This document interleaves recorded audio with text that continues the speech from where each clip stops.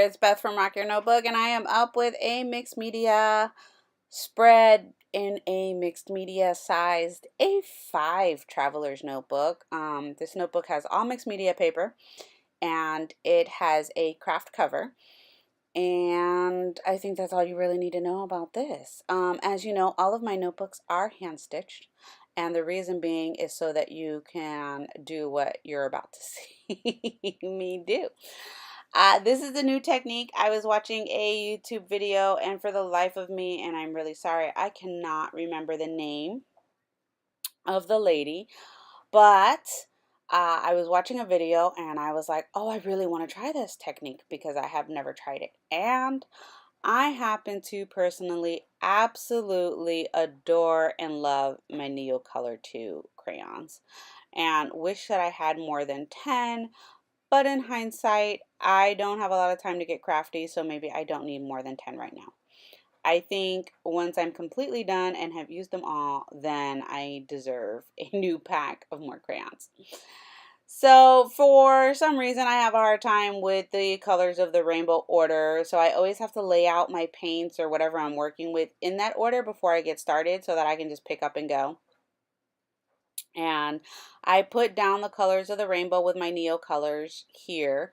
You saw me prep my page with gesso. That is super, super important for this technique because if you don't have the page prepped with gesso, the color, the crayon is really going to sink into the texture of the mixed media paper and it's not going to lay on top and you won't be able to spray it down and get this look. So I just sprayed everything with water just here. And then I sprayed my paintbrush. I didn't even dip my paintbrush into water. I sprayed it. And I am literally just painting the color and blending it out. So when you have gesso down on the page, you can really get the color to blend. But when you don't, the NeoColors don't blend like this. They blend nicely, but not as smoothly. And with page prep, they blend really nice and creamy. And NeoColor 2s are actually, once dry, they are permanent, which is another thing that I absolutely love about these crayons. So here's everything, and it's dry. I mean, not dry. It's still wet. It's still damp from the water. And this is the part of the process that I messed up. I should have, one, not done this, which is me painting the gesso. And I should have sprayed it with some more water. So you're basically smushing the two pages together, which is awesome, but it wouldn't look like that if I had done this part of the process correctly. So you can see here, now I go and I spray everything with water to get everything to kind of like smush together more. And what the gesso does is it makes everything turn like this paler shade, this lighter color of what it originally looked like. And at first, you see the bottom there. Yeah, all about color theory, right? You see the bottom there turned into like this orange brown because the green and the purple down at the bottom really didn't mix well together.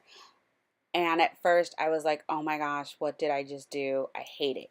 But once I was done and I completed the page, I fell in love with the way the transitional colors kind of just blended out. So I dried everything with my heat gun, and this is what we've got. And you can see how this turned out. And I'm really super happy with how everything looks. And then I'm going to grab my stamps. So that's what I was doing. I had grabbed these stamps over at Tuesday Morning for the low. I love when I can find stuff like this for my mixed media love. And I grabbed my Tim Holtz stamp platform. And normally this platform works wonders with the Traveler's Notebooks. But I had made this Traveler's Notebook in particular thicker than normal. So this A5 mixed media notebook has 40 pages in it, and normally they only have 24. And you do have the option now in the shop to grab a 40-page notebook or a 24-page notebook. And A5 is a new size that I'm trying out, and I really just wanted to have enough paper so that I wouldn't have to make like a whole nother notebook, which is why this one's 40.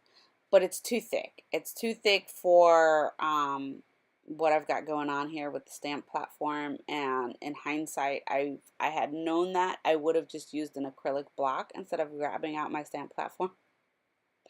But I absolutely love my stamp platform. So don't let that fool you. It just didn't work for this process, and that's okay. I'm going to ink this with StazOn ink, and my StazOn ink has dried out. So I'm very sad about that.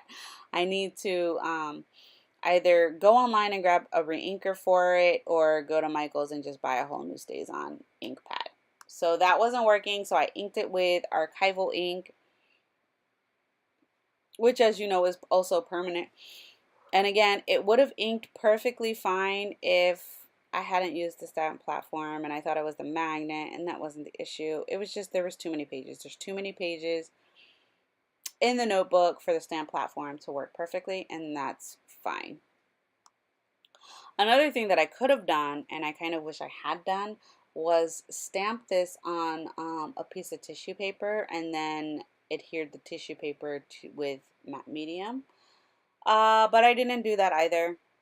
And again, that's okay, because with mixed media, it's all about just trying new things and trying different things. So I still still was not getting the stamp to come out, but eventually it did, and I got a decent enough impression.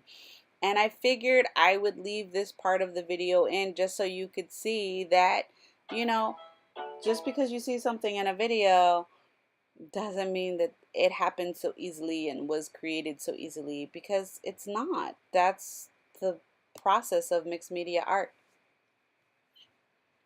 Not everything works out the way you expect. You see, putting some muscle into this stamp.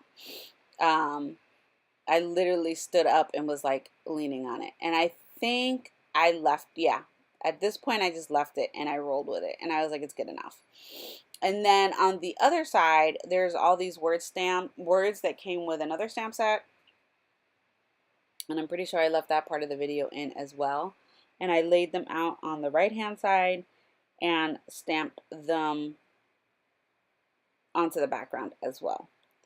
The last thing I did here was I grabbed my Faber-Castell Pitt Pen medium size nib in black, and I drew a border, and then I highlighted my stamped image of my person with my white Posca pen, and I just outlined my person and that, and then I did some messy journaling at the end of this, and I call it done. Like, that's all I did in this spread, and I was super happy with the way everything turned out. Oh goodness, I didn't even realize I left this part of the video in. I was cleaning the stamp with my stamp chamois.